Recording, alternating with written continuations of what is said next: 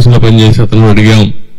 నిన్న సంఘటన జరిగినప్పుడు ఆఫీసులో అతనితో ఉన్నటువంటి వ్యక్తి కూడా గట్టిగా అతని మెడ మీద కత్తి పెట్టి బెదిరించి యథేచ్ఛగా వీళ్ళు చేసే పరిస్థితికి వస్తే వాళ్ళని గుర్తుపట్టగలుగుతామంటే ముసుగేసుకొని చేశారని చెప్పి అంటున్నారు.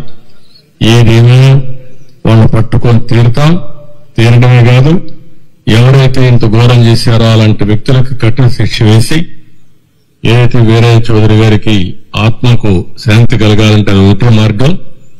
మంచి నాయకుడు, సమర్థవంతమైన వ్యక్తి, ఇప్పుడిప్పుడే అంచెలంచెలుగా ఎదుగుతూ భవిష్యత్తు మంచి మీరు చెప్పినట్టు ఒక పిలిస్తే పలికే నాయకుడు, ఎవరికి ఏ కష్టం వచ్చినా వాళ్లకు న్యాయం చేసే వరకు అధికార యంత్రాంగంతోనే కాకుండా కోర్టు కూడా వెళ్లి పరిష్కారం చేయడం కోసం అన్ని విధాల ప్రయత్నం చేస్తూనే ఉన్నాడు.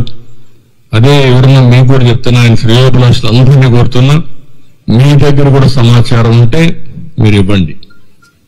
దుర్మార్గులు ఘోరంగా చేశారని భయపడితే మాత్రం ఇలాంటి దుర్మార్గుల్ని మనం వదిలిపెట్టినట్టు అవుతుంది. అలాంటి వ్యక్తులు భూమి మీద ఉండడానికి కూడా అర్హులు కాదు. అందుకే మిమ్మల్ని అందరినీ కోరుతున్నా, ఎవరిని వదిలిపెట్టను, గాలిస్తాం, ఇన్వెస్టిగేషన్ చేస్తాం, కడకు పట్టుకునే వరకు ఈ ఇన్వెస్టిగేషన్ కొనసాగుతుంది. ఈ టీంలు కూడా కొనసాగుతాయి. ఎంత వాళ్ళు తెలివైన వాళ్ళు అనుకున్నా తప్పకుండా క్లోజ్ వదిలిపెడతారు. వాళ్ళని పట్టుకొని కఠినంగా శిక్షిస్తామని మరొకసారి తెలియజేసుకుంటూ ఆ కుటుంబానికి అండగా ఉంటాం, అన్ని విధాలుగా ఆదుకుంటాం. భవిష్యత్తులో కూడా వాళ్ళు ఏమేమి చేయాలో మా సొంత కుటుంబ సభ్యుల్ని ఏ విధంగా చూసుకుంటాం ఆ విధంగా చూసుకుంటామని కుటుంబ సభ్యులకు హామీ ఇస్తూ కార్యకర్తలందరికీ ఒకటే చెప్తున్నా, మీరందరూ కూడా అధైర్యపడద్దండి. పార్టీ కుటుంబ పెద్దగా నేను అండగా ఉంటా. ఇలాంటి దుర్మార్గులు కొంతమంది ఉన్నారు, నేర రాజకీయాలు చేసే పరిస్థితులు వస్తున్నాయి. నేర రాజకీయాలు చేసే వాళ్ళందరూ తుదముట్టించే వరకు ఈ పోరాటం ఆగదు. రాష్ట్రంలో 5 సంవత్సరాలు మనం చూశాం.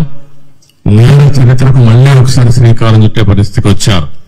అక్కడి నుంచి ఇప్పుడిప్పుడే బయటపడే పరిస్థితి వస్తే అది తట్టుకోలేక, ఇలాంటి నాయకత్వాన్ని ఎదుర్కోలేక తప్పుడు పనులు చేసే పరిస్థితికి వస్తున్నారు. ఇది ఏదేమైనా కార్యకర్తలందరికీ విజ్ఞప్తి చేస్తున్నా, మీకు ఏమాత్రం సమాచారం తెలిసినా ఎస్పీని కలవండి.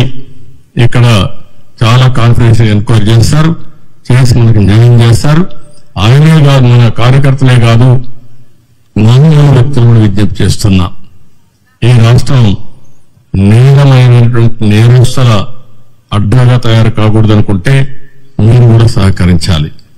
సహకరిస్తే ఇలాంటి వ్యక్తుల్ని ఏం చేయాలో చేసి చూపిస్తాం. విధానం ఉంటే మాట మాట్లాడుకోవచ్చు, న్యాయం కోసం పోరాడొచ్చు, అంటే బయట చెప్పొచ్చు. కానీ హత్యలు చేయడం అనేది నీచమైన పని, పరమ దుర్మార్గమైన పని. నేను మీద మళ్ళీ హెచ్చరిక చేస్తున్నా, అప్పీల్ కూడా చేస్తున్నా మనందరికీ. ఇవన్నీ చెప్పాల్సి కోరుకుంటూ మళ్ళీ మీడియా కూడా విజ్ఞప్తి చేస్తున్నాం, మీకేమైనా క్లోజ్ కూడా చెప్పండి.